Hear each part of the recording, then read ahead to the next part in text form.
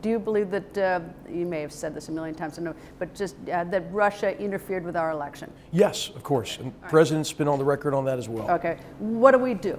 Well, what we have to do is come up with a way to deal with this very sophisticated strategy, this new kind of threat that Russia's really perfected in a lot of ways, and that's the use of disinformation and propaganda and social media tools to really polarize societies and pit communities against each other, to weaken their resolve and their commitment. We covered this quite a bit in the national security strategy and talk about how important it is for every time we talk about what divides us as a country, and we have to talk about what unites us, and that's the common commitment to our values. We value individual rights and rule of law, and we value our democracy. But it's so insidious when someone sort of creeps into your, into your election, into the debate, or puts false information out there. It's, I mean, it just permeates every community in the country. No, insidious is the right word, and so one of the most important remedies is to pull the curtain back on it, to show this activity, to show what the source of this activity is, what the purpose of this activity is, and so in so doing, you're going to undercut a lot of their ability to exert that kind of negative influence on our society or others. As you know, the Russians were very active in Europe as well, in the French election recently, in the Spanish referendum with regards to Catalonia. You see them active in Mexico already. I mean, what they did in Montenegro and trying to foment a coup, as well as this sort of sophisticated campaign. And so pulling the curtain back on Russia's destabilizing behavior, I think, is a very important first step, because once everybody sees what they're up to, they lose a lot of their power to foment lack of confidence and to pit communities against each other. All right. Well, I take your counterpart in Russia denies they're doing this.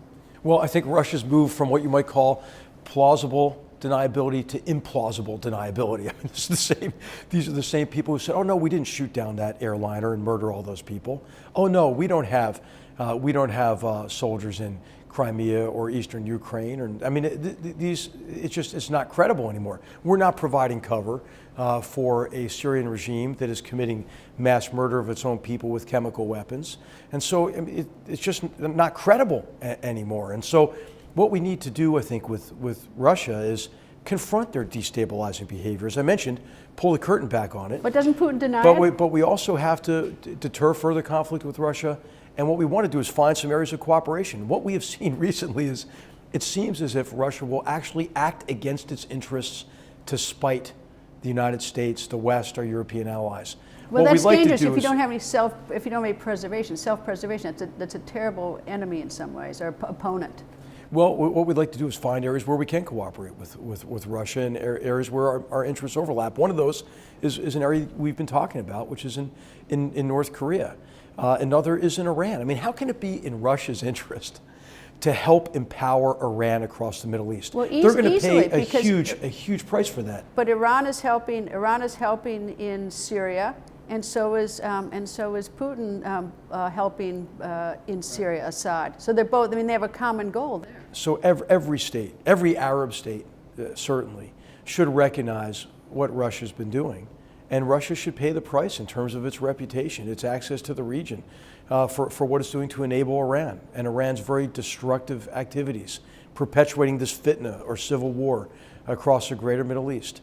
And Russia shouldn't give cover and support to Iran so it can continue its nefarious designs across the region. I mean, not only has Iran continued to support terrorist groups like Hezbollah, all these other illegal armed groups, about 80% of the fighters on the side of the Assad regime in Syria are Iranian proxies, and in Yemen. And what they're doing is weaponizing these networks with long-range missiles as well. And so, again, I think pulling the curtain back on it, really asking Russia, how can this be in your interest? To aid and abet this Iranian regime. I guess if I thought they responded a lot to shame, but I think the term that's been used by the Trump administration is they're a strategic competitor.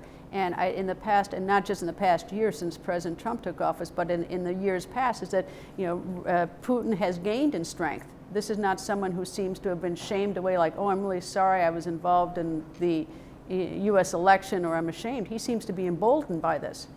Well, he's also now becoming one of the most sanctioned countries on earth. I mean, that can't be in Russian interests. And so I think it's important for Russia to conclude that it's in its interest to, Russia's not going to act against its interests. We don't expect Russia to act against its interests or to do the United States or anybody else a favor. What we want to do is to be able to find areas of cooperation so we can help convince Russia that it's in its interest to work together on some of these key priority threats to the world. I mean, how could it be in Russia's interest to have the non-proliferation regime break down in Northeast Asia, to see other nations in Northeast Asia armed with nuclear weapons? It's not in Russia's interest. You already see South Korea and Japan and their alliance with us strengthened. You see South Korea and Japan arming at a breakneck pace.